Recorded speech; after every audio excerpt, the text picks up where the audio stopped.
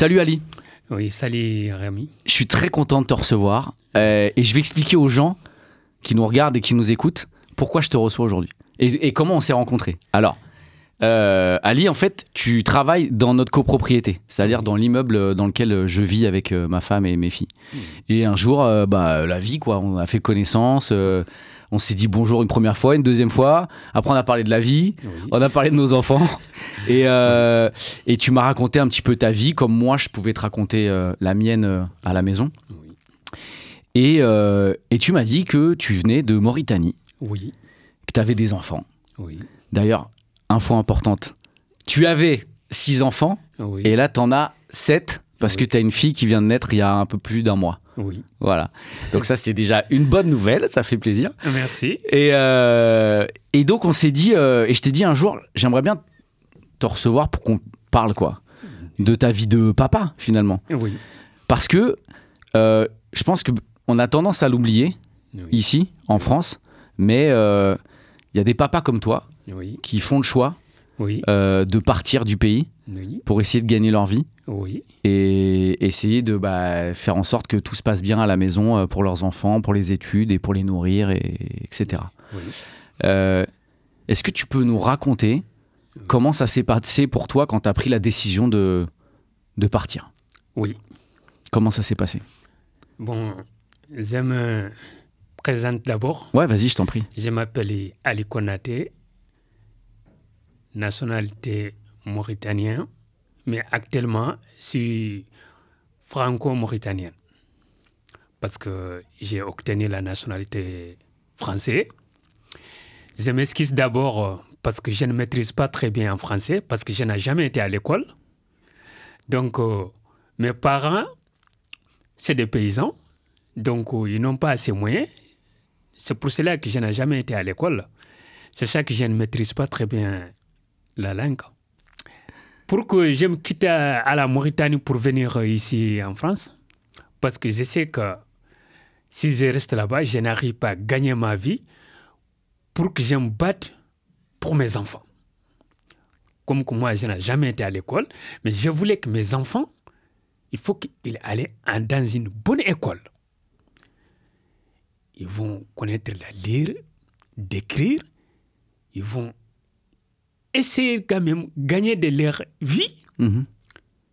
C'est pour cela que même qui m'avait poussé de quitter la Mauritanie. Parce que nous sommes des paysans. Les moments qu'on n'arrive pas à cultiver comme il faut, j'ai dit c'est pas la peine que j'aime rester ici. Bien sûr. Parce que je ne voulais pas que mes enfants ils suivent dans la même trace que moi. Ouais, je comprends. Je ne veux pas. Tu voulais pas qu'ils soient paysans? Voilà, justement. Pourquoi? Parce que vous étiez trop pauvres? C'est ça. Parce que nous, en Afrique, nous, les paysans, juste on n'attend que des pluies. S'il n'y a pas de pluie, c'est fini. Tous les récoltes aux poubelles. Ah ouais. Ah oui, mais c'est pas comme ici, on n'est pas assez moins. Ouais. Vous n'avez rien pour récupérer l'eau de pluie ou... Nous, juste on n'attend que de la pluie qui tombe. Ok. À part ça, donc, il n'y a rien. Donc parfois, tu as des récoltes qui sont fichues, quoi. Oui. Ok. Comment on fait quand on arrive en France pour travailler alors qu'on n'a pas de papier? Donc, je suis parti à la préfecture pour vous faire une déclaration que je suis refusé. Ah oui, d'accord, ok. Voilà. Et elle a été acceptée? Oui, il a été accepté. C'est ça que je n'arrive pas à avoir trop de difficultés.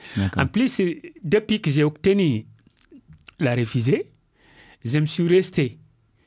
Parfois, je pars au Mali, parfois, je pars au Sénégal. Mais en Mauritanie, je n'ai jamais été là-bas. Je sais que dès que je pars, c'est mort pour moi. Ah, donc tu rentres pas en Mauritanie? Non. Parce que déjà, je suis refusé. Dès qu'ils savaient que vous êtes refusé, en prison direct. Ah ouais. Je rappelle que la Mauritanie, elle est placée, le pays est placé entre le Maroc, un peu d'Algérie, le Mali et le Sénégal. Et le Sénégal, oui. Ouais. Oui. Ok. Donc là, la famille, elle est où à ce moment-là? Non, actuellement, la famille est en Mauritanie. Okay. Parce que depuis que j'ai obtenu la nationalité française, donc la famille, elle est en Mauritanie. Même avant, ma femme, elle est toujours en Mauritanie. Mais quand je pars au Mali, je vais les contacter pour dire qu'il faut venir au Mali. Quand avec les enfants, avec tout le monde. Non, à chaque fois, quand elle vient toute seule. Ok, oui, bien sûr. Elle vient toute seule. Quand je pars à Sénégal, pareil encore. Je les contacte pour dire que je reviens. Voilà. Tu reviens, mais tu reviens pas en Mauritanie. Mais là, Non, maintenant, oui, avec les papiers, c'est bon. Oui, oui. Tu Avec peux y les retourner. papiers, oui. Maintenant, c'est bon. Donc, je peux retourner. Ok. Donc, ce que je voulais ajouter encore, c'est mes enfants.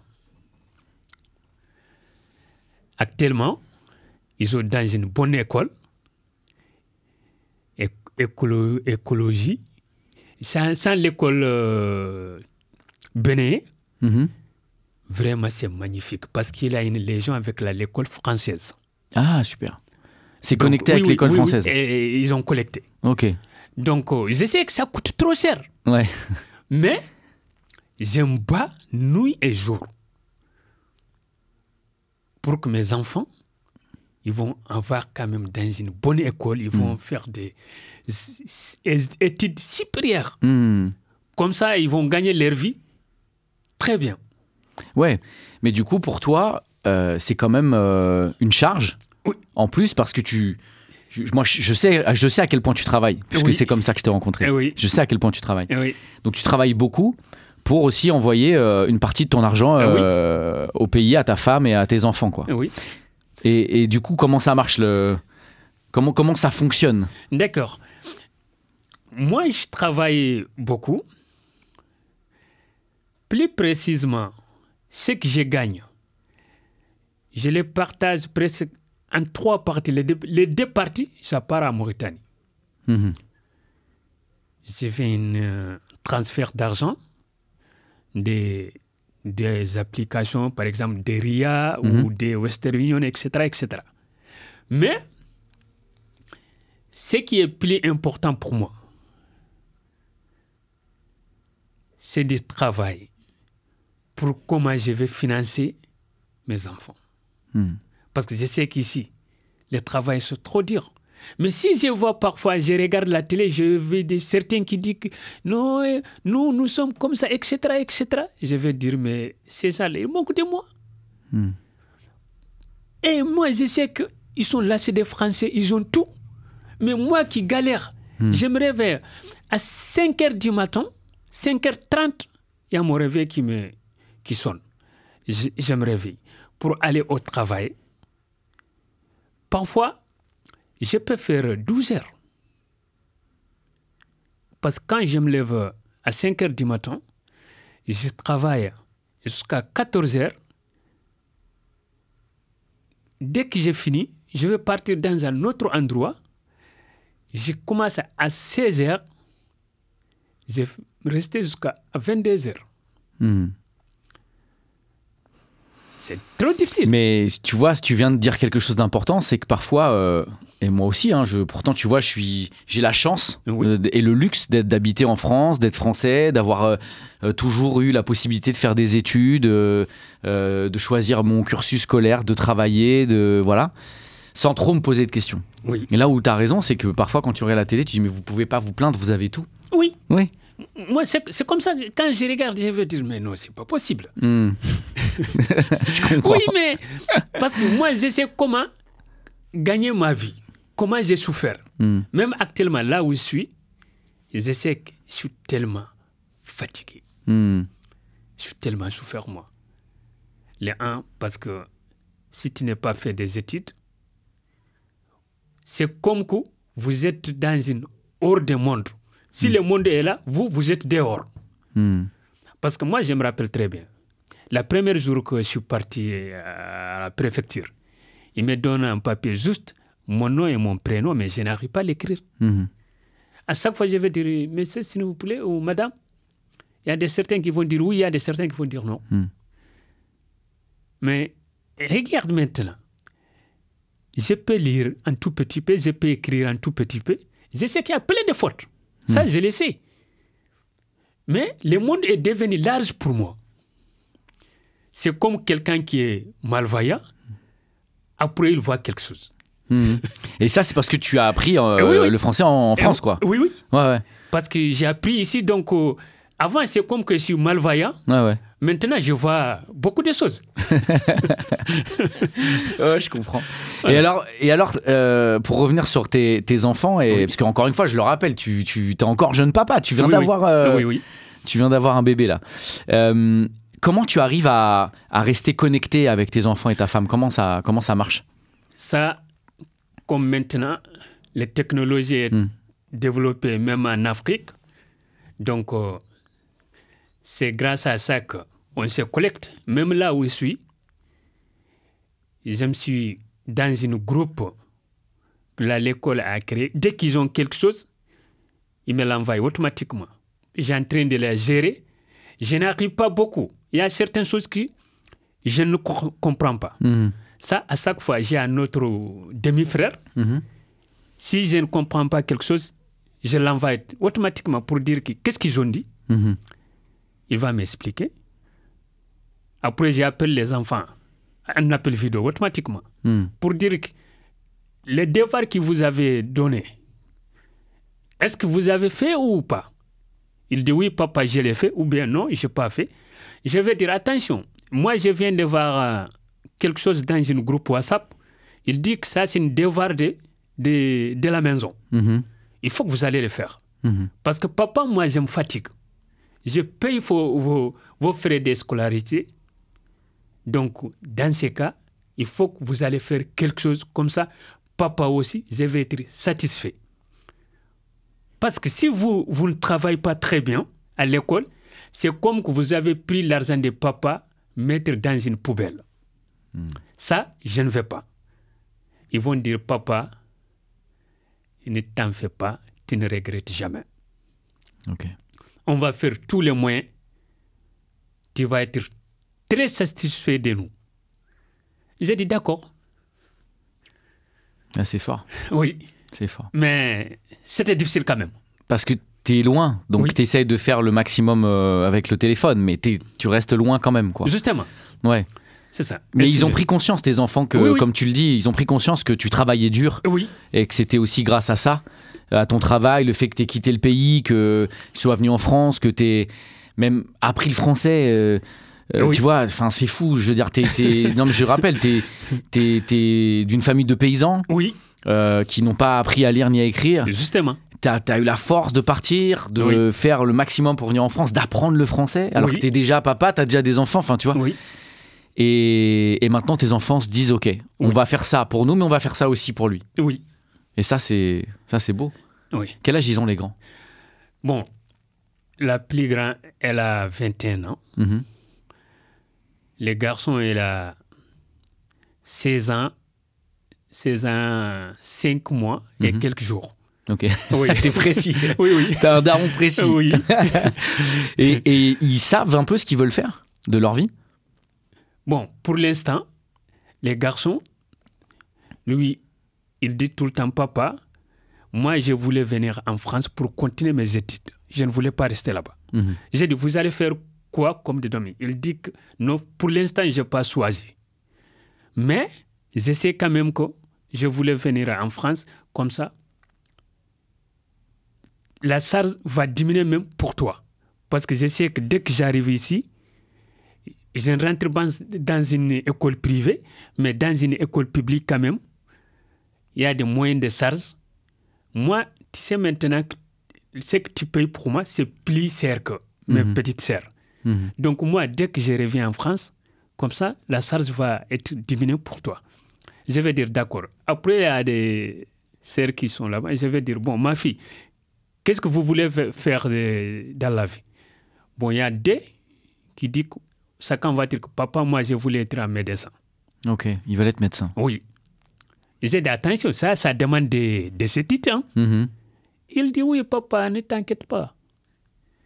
Moi, je veux maîtriser parce que c'est ça que je voulais le faire. Donc, c'est obligatoire, ma papa. Ouais, c'est ce qu'elle veut faire. Oui. Ouais. J'ai dit, il n'y a pas de problème. Moi, dans mon côté, moi, je n'impose jamais ma fille et mon fils, ni qui que ce soit. Moi, si quelqu'un, je n'impose pas. Ça, non. Mais seulement, je vais gérer quand même mon rôle de papa. Il y a certaines choses, quand il voulait faire ça, je sais que ça ne l'arrange pas, je vais dire non, arrête. Ça, je le fais. Sinon, moi, je suis quelqu'un simple. Je n'ai pas un dictateur comme certaines personnes. Mais non. C'est côté, si quelqu'un me voit avec mes enfants, il pense qu'on a la même... Oui, parce qu'on est en train de rigoler, il me pose des questions, etc., etc. Mais, avec tout ça, je suis leur père, j'assume mon devoir. J'ai dit, vous aussi, il faut assumer votre devoir. Ils vont dire, d'accord, papa. Voilà. Donc, tu as des enfants qui, finalement, entre guillemets, malgré la distance, malgré tout ça, t'écoutent, vont dans le sens dans lequel tu as envie de les éduquer aussi. Oui. Et ça, c'est fort. Parce qu'ils ont finalement compris qu'ils faisaient ça aussi pour eux. Ça, c'est vrai. Les études, et puis aussi pour toi. Parce que, comme on le disait, tu fais tout ce qu'il faut, quoi. Oui. Comment tu arrives à gérer ça, c'est une question que je me pose moi, parce que je me dis, si j'avais si on m'avait mis dans ta situation, si on avait inversé les rôles, tu vois, j'avais dû être dans ta situation. Quand je vois à quel point mes enfants peuvent me manquer quand je pars pour le travail ou quoi, je me dis, toi, comment tu as géré ça, le manque? C'est trop douloureux. Si je te dis, peut-être tu ne me crois pas. Dis-moi. Parfois, je me pleure. Ben si, je te crois, bien sûr, je te crois. Je te le jure. Ouais. Parfois, je me pleure. Ouais. Quand je l'appelle, il me dit, papa. Même hier, je l'appelais, hier nuit, il me dit, papa, tu reviens quand? Ouais, c'est dur. Oui, Ouais, c'est trop dur. Je vais dire, d'accord. Comme que je viens de voir un nouveau bébé, j'ai dit que d'ici 20 jours comme ça, je vais faire tous les moyens pour venir. Je sais qu'actuellement, les billets est moins cher. Air France, à peu près 560 et quelques, c'est moins cher. On sait que c'est cher, mais pour nous, c'est moins cher. Parce que sinon, les billets est 1000 et quelques. Donc, si ça revient 560, 566 comme ça, on sait que c'est moins cher pour nous. J'ai dit, je vais faire tous les moyens pour venir. Surtout cette fois-ci, je voulais les transcrire dans l'ambassade de France. Parce que je n'ai pas fait ça. Si j'ai fait ça, comme ça, dès qu'ils ont obtenu la nationalité française, ça peut me diminuer des charges. Comme ça, ils vont partir à l'école française automatiquement. Mais je n'ai pas fait ça. Comme que je n'arrive pas à lire ni écrire, donc je n'ai pas fait ça. C'était juste hier que j'ai appelé mon demi-frère pour dire que, s'il vous plaît, il faut rentrer dans l'ambassade de Mauritanie. Vous allez me télécharger les formulaires. Vous me l'envoyez. Il a pour dit, déclarer ton bébé. Oui. Ils ont tous. Je n'ai pas déclaré, ils ont tous. Comme ça, je vais faire... Ah, tous? Oui, Okay. Déclarer une bonne fois. Il dit d'accord. Donc, j'ai déjà les formulaires ici, mais je n'ai pas encore imprimé. Comme ça, je vais les déclarer. Peut-être, si il obtenu la nationalité, la charge va diminuer un tout petit peu. Comme ça, ils vont aller dans l'école française automatiquement. Je sais quand même que je vais le payer, mais c'est moins de charges. Ouais. Voilà. Je comprends. Donc, je sais quand même que je vais faire tous les moyens pour partir, même pour faire une semaine ou 2 semaines. Je vais partir quand même, parce que je vais prendre mon congé paternité. Le congé paternité français? Oui. Pour aller voir ton bébé en Mauritanie? Oui. Donc, je vais faire ça le mois de février, mais je n'ai pas pris encore une date. Je n'ai pas choisi une date, mais je sais quand même que le mois de février, je vais prendre ces congés. Comme ça, je vais partir. Super. Voilà, comme ça, je vais voir... Tu vas voir tous tes enfants? Oui, mes enfants, mais les jours quand même que je quitte ici, quitte là-bas encore pour venir, il y a tout le monde qui est en train de pleurer. En fort jour moi-même. Bien sûr. Et oui, parce que je sais que c'est très douloureux. Même quand je parle comme ça, il y a mon cœur qui saigne.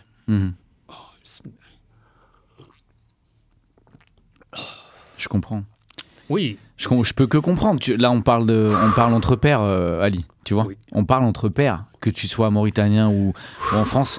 Je sais que pour toi, ça sert même à rien de le dire tellement c'est évident à quel point c'est une souffrance de quitter ses enfants quand il faut revenir en France pour travailler, Oui. pour qu'ils puissent, comme tu le disais, faire de belles études, que tout le monde puisse manger à sa faim, que ça se passe bien. Comment ça marche au pays comment ça fonctionne quand vous les papas, vous avez des enfants? Vous prenez du temps avec eux ou c'est la maman qui reste un peu beaucoup avec les bébés? Comment ça fonctionne en Mauritanie? Si je suis là, donc c'est obligatoirement, c'est leur maman qui occupe d'eux. Oui. Mais dès que je pars, je peux dire la décart, quand on partage 3 fois, la décart, ils vont avec moi. Je suis tout le temps avec mes enfants. Mhm. Même il y a certains endroits que c'était un peu compliqué, je vais dire que la plus petite, je vais dire toi ou vous, il faut rester ici. Mais généralement, les deux, c'est elle qui est 21 ans, plus les 16, je vais dire viens, on va partir ensemble. Donc, ce côté, ça me pose un peu de difficultés même au niveau de la Mauritanie. Mhm. Bon, là-bas encore, il y a un autre souci que mes enfants ils me demandent tout le temps, que je n'arrive pas à les faire, qui me demandent tout le temps une voiture. Ah, ils veulent une voiture? Oui, parce que pour ils vont partir à l'école, pour déposer ça à l'école. Parce qu'ils vont dire, papa, tu sais que nous, tout le temps, on part en retard. Je vais dire, oui, mais ce n'est pas comme ici. Elle est loin l'école de la maison? Oui, elle est loin. Donc, parfois, quand ils partent, ils vont partir en retard parce qu'ils n'arrivent pas à trouver un taxi. Ça, ils me le proposent tout le temps. Papa, achète une voiture. Même si c'est une vieille voiture en France, il faut l'acheter. Comme ça, tu nous envoies. Je vais dire d'accord. À chaque fois, quand ils regardent, ils vont dire, papa, nous, on a regardé, pourtant, il y a certaines voitures. On sait que là-bas, ils vont dire que c'est des poubelles, mais ici, c'est des voitures luxe. On les voit, 1000, 1500, 2000. Il faut acheter une voiture, papa. Je vais dire d'accord. Je vais dire d'accord. Ça, quand même, il me pose tout le temps. Même hier, il me dit que papa, j'ai dit oui. Il dit, il faut nous acheter des voitures. Comme ça, quand on part à l'école, on va partir avec notre propre voiture. Parce que d'abord, l'école qu'il étudie, c'est pour les patrons. Le problème, c'est ça. Moi, mes enfants, à chaque fois, même quand ils les demandent, ils disent, vous habitez où? Quand ils disent l'endroit, ils vont dire, mais c'est bizarre. Pourquoi vous êtes venu à cette école entre les enfants? Parce qu'il sait très bien que si tu n'as pas les moyens, tes parents n'ont pas les moyens, tu ne viens pas. Ils vont dire, mais pourquoi vous venez ici? Il dit, oui, mais c'est notre papa qui nous a amenés ici. Il dit, mais pourquoi donc vous habitez dans un tel quartier? Il dit, oui, c'est là-bas qu'il y a notre maison. Comme c'est des enfants et ils ne comprenaient pas très bien. Après, il me dit, papa, ils nous posent des questions. Je vais dire, oui, c'est normal. Parce qu'il y a une différence de classe sociale entre les grands patrons et tes enfants. Oui. Et comment ils le vivent, eux? Ça va? Oui, ça va. Ok. C'est ça qu'il me dit, papa, achète-nous une voiture quand même. Comme ça, quand on vient, on va dire, nous aussi, on a une voiture qui va venir nous déposer. Hein. Mais à chaque fois, ils vont dire que vous, il y a un taxi qui va venir vous déposer. Parfois, il va venir vous chercher. Parfois, il ne vient pas. Je vais dire non, c'est pas grave. L'essentiel, il faut travailler. Ouais, mais parce que l'école, ils peuvent pas y aller à pied, c'est trop loin. Non, ils ne peuvent pas aller aller à pied. Il n'y a pas de bus, il n'y a pas de... Non, il n'y a pas de bus. Donc c'est taxi obligatoire. Oui, c'est taxi obligatoire. Et ça fait ça en plus, hein, à payer. Mais, par contre, c'est ça qui me fatigue. Parce que ça demande de l'argent. Bien sûr. C'est un exemple. Si un taxi qui coûte 5 €, c'était déjà une fortune. Ben oui, c'est tous les jours, 5 €. Oui. Ouais. Sans compter ce qu'ils mangent. Parce que ce n'est pas comme ici qu'ils ont une cantine. Non. Quand ils partent chaque matin, il faut qu'on leur donne quelque chose. Ils partent avec... de l'argent. Ouais. Quand ils sortent, ils vont acheter des choses pour qu'elle mange. Ok. Ouais, ça fait ça en plus aussi. Oui. Ouais. Donc ça demande des... Ça demande de beaucoup travailler, Ali. Ça demande de beaucoup travailler. Trop même. Oh là là là là. Et je voulais te demander, parce que là maintenant on a compris que en tant que papa, tu fais tout pour que tes enfants soient heureux. Je vais faire tout. Qu'ils fassent de bonnes études, qu'ils aient un toit sur la tête, qu'ils aient de quoi manger. Et comment tu arrives à gérer tout ça avec ta femme, la gestion du foyer? Comment ça marche? Bon, la saison du foyer, ça je peux dire c'est ma femme qui occupe de ça. Bien sûr. Ça, je vais être direct. Bah oui, puisque tu es là. Oui. C'est normal, bien sûr. Mais en général, même si je suis là-bas, je vais dire, tout le temps, je le demande à ma femme comment on fait ça. Parfois, comme que moi, presque je ne connais pas la vie de la Mauritanie. Parfois, je vais dire, on fait ça. Il dit non. Si on fait ça, c'est mort pour nous. On fait ça et que c'est comme ça. Parce que tu veux dire que tu as perdu les habitudes mauritaniennes à force de travailler et de vivre en France. Et oui. Ouais. Je te le jure, même quand je pars au marché pour acheter quelque chose, je ne voulais pas partir toute seule. Je me suis une fois partie toute seule. Je te le jure. J'ai acheté quelque chose. C'est une sac de riz. Le monsieur m'avait regardé comme ça. Après, l'argent que je l'avais donné, il a pris une partie. Il dit que voilà ton argent. Parce que là-bas, c'est pas comme ici. Le prix, c'est pas fixe. Ouais. On négocie. Pour moi, je gagne, mais il dit que, c'est un exemple, quand il dit ça, c'est 10 €, peut-être c'était 2 €. Moi, j'ai dit, bon, est-ce que 5 € c'est bon? Il t'a dit oui. Oui, c'est un exemple. Oui. Il dit oui. Je l'avais donné 5 €, mais il m'avait regardé. Il sait que ça ne coûte pas 5 €. C'était 2 €. Ouais. Il m'avait regardé comme ça. Il dit, non, donc ça veut dire que sans ta femme ou quelqu'un, tu perdrais jamais. tout. Oui. Ouais. J'avais perdu tout mon argent. Ouais. Après, il a pris une partie, il dit que voilà ton argent. C'est trop, c'est que vous m'avez donné. J'ai dit 5 €, mais je sais que ça ne coûte pas 5 €. Ouais. Depuis lors, j'ai dit, mais c'est fini. Ouais, je comprends. Et ça veut dire, au pays, ils savent que tu travailles en France? Oui. Ouais. Oui. Donc ils savent que tu gagnes un peu d'argent aussi. Donc peut-être que parfois, ils se disent, ah, Ali, il a dû rentrer avec un petit billet. Tes enfants, ils vont grandir. Oui. Et donc toi, j'espère que dans quelques années, tu arriveras à te reposer, à rentrer au pays pour...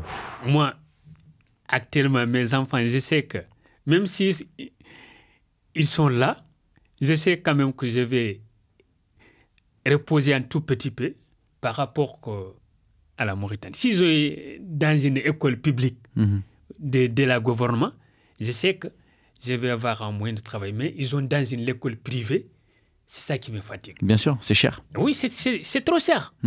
Moi, si je l'ai dit, c'est de certains Soninké. Entre nous, notre ethnie, c'était Soninké. Quand je l'explique, ils vont dire, mais toi, tu es fou. Pourquoi tu payes tout ça? Je vais dire, par contre, c'est toi qui es fou. Moi, je ne suis pas fou. Moi, je n'ai pas été à l'école. Je sais comment j'ai souffert. Mes enfants, quand même, je vais faire tous les moyens. Ils vont partir dans une bonne école pour faire de belles études. Ils vont faire leur diplôme comme ça, ils sont tranquilles. Tu sais que c'est important ce que tu dis, Ali, au-delà de ta vie de papa qui a décidé de quitter le pays pour ses enfants, pour sa femme, pour leur permettre d'avoir une meilleure vie. C'est important ce que tu dis là parce que dans un monde où les extrêmes, l'extrême droite en politique, même le racisme, tout ça grandit de plus en plus. On est souvent, les gens, en tout cas, qui sont dans cette lignée-là, se disent souvent les immigrés, les migrants, ils volent le travail des Français, ils font n'importe quoi. C'est à cause d'eux qu'il y a tel et tel problème en France. Et quand on t'écoute, quand on écoute ce que tu nous dis là, que tu es venu en France pour une raison, t'occuper et faire en sorte que tes enfants puissent vivre une meilleure vie, qu'ils aient une belle école, que ta femme et toute la maison et toute la famille puissent vivre correctement. as traversé les pays, tu es arrivé en France. Oui. Tu as réussi à avoir des papiers, à travailler, et tu travailles dur, et ça, on le sait. C'est important que les gens entendent ce message-là. Tu vois ? Oui. Qu'en fait, tu veux juste une meilleure vie pour tout le monde. Oui.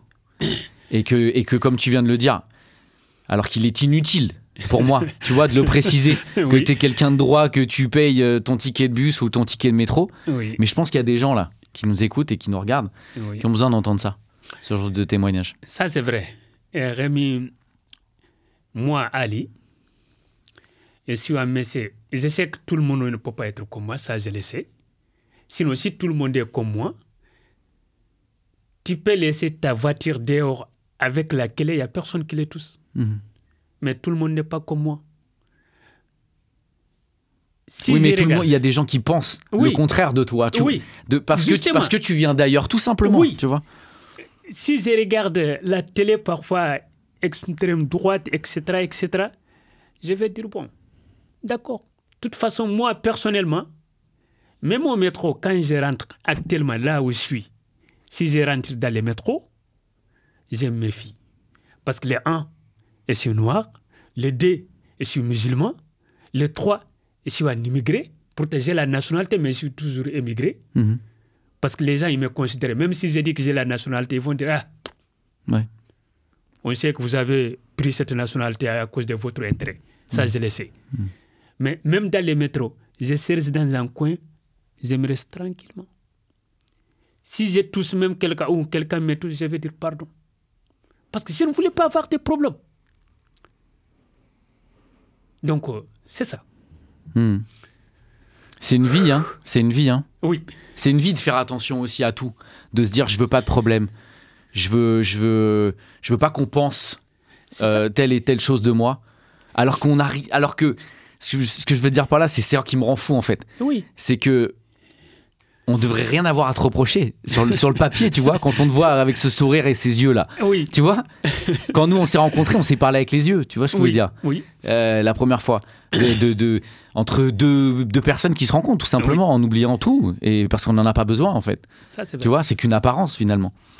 Et je pense qu'on se rend pas assez compte de ça. Tu vois ce que je veux dire, frérot? C'est ça le truc. Les gens se rendent pas compte de ça. Les gens se rendent pas compte.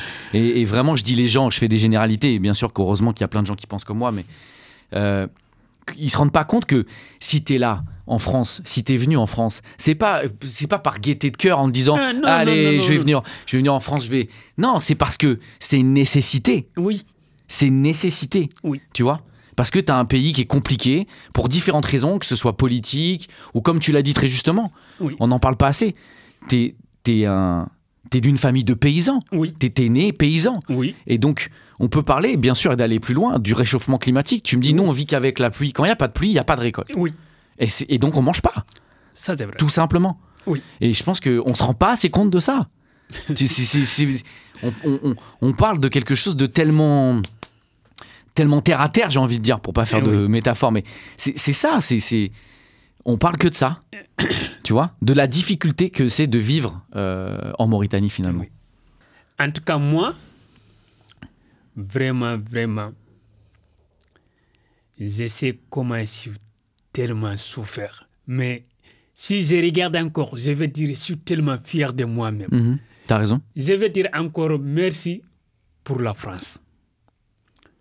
Parce que c'est à cause de la France, moi j'ai commencé à lire un tout petit peu, écrire pour occuper de ma femme et mes enfants. Pour connaître encore la vie, comment ça marche. Moi j'ai gagné beaucoup de choses ici. Même, c'est un exemple, entre moi et toi, déjà c'est une grande vérité que je te connais déjà. Tu vas me rapporter beaucoup de choses. Tu me dis, Ali, c'est ça. Quand j'ai fait quelque chose qui n'est pas bon, tu vas dire que non, Ali, ça, c'est pas comme ça, c'est comme ça.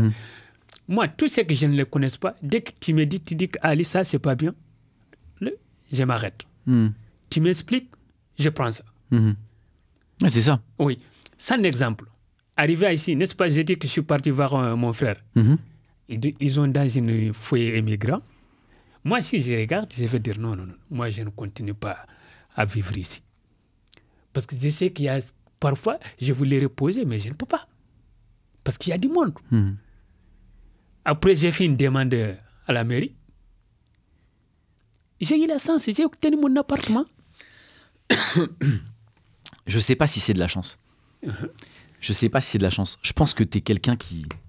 T'es un battant. En tout cas, T'es un battant. ça quand même, je suis un battant. Ça, mais si je vois quelque chose, je vais dire que je vais y arriver. Tout le temps. C'est ça qui est dans ma tête. Si je voulais faire quelque chose, je vais dire non, je vais y arriver. Je vais y arriver. En fin de compte, je vais finir à arriver aussi. Ouais, mais c'est sûr, puisque tu ne savais pas lire ni écrire. Oui. Et tu as réussi à pousser toutes les portes. Oui. Le fait d'arriver en France. Oui. Ensuite d'être dans un foyer, de dire je veux pas dormir dans un foyer. Oui. Je fais les choses pour aller à la mairie sans lire, sans savoir écrire. Tu te rends compte de ce que ça veut dire? C'est extraordinaire. Même le premier jour que je suis rentré à la mairie, pour partir dans les bureaux, j'ai fait plusieurs portes. Je vais dire c'est ici. Il dit non. Mais il y a un monsieur qui m'avait écrit l'adresse. Je reviens, je vais dire, monsieur, regarde-moi. Il dit, va dans tel endroit. Quand je pars, je me bloque. Si je vois quelqu'un d'autre, je vais dire, excusez-moi. Je le montre. Il dit qu'il faut monter premier étage. Il faut monter à droite, à gauche, jusqu'à ce que je suis arrivé. Mais tu te rends compte tout ce qu'il faut faire pour arriver à ce que tu arrives à faire finalement, tu vois. Nous, je te le dis très honnêtement, en tant que Français occidental, on a plein de choses. Parfois, on a l'impression de se noyer dans les problèmes. Oui. Tu vois ce que je veux dire? Moi, c'est ça. Si je regarde parfois, je te le dis, je vais rire, je vais dire, mais non, c'est pas possible. Mais t'as raison. En fait, souvent, je dis, il faut prendre du recul, tu vois, sur la situation. Oui. Bien sûr que quand on parle avec quelqu'un comme toi et qu'on se rend compte de ce que tu as traversé pour réussir ta vie et réussir aussi la vie de tes enfants, on peut pas se plaindre. Bien sûr qu'on a le droit d'avoir nos petits problèmes du quotidien, bien sûr, mais quand même. Tu vois ce que je veux dire? Et t'as raison de nous dire, ah les gars, ça va. C'est ça, quand je vais dire, hey, les gars, calmez-vous. Moi, je connais ce qui se passe dans le monde. Il y a beaucoup de choses que vous ne connaissez pas ça. Parce que vous avez eu la chance de naître dans un milieu qu'il n'y a pas trop de difficultés par rapport là où moi je suis né. Voilà, donc je connais beaucoup de souffrances. Voilà, mais ça va, je vais y arriver quand même. Je sais que je suis une battante. Je suis toujours une forte. Si j'attrape quelque chose, je ne voulais pas que je le laisse. Je vais continuer à arriver. Et tu y es déjà arrivé? Presque que je suis déjà arrivé. Bah oui, tu es déjà arrivé. Oui.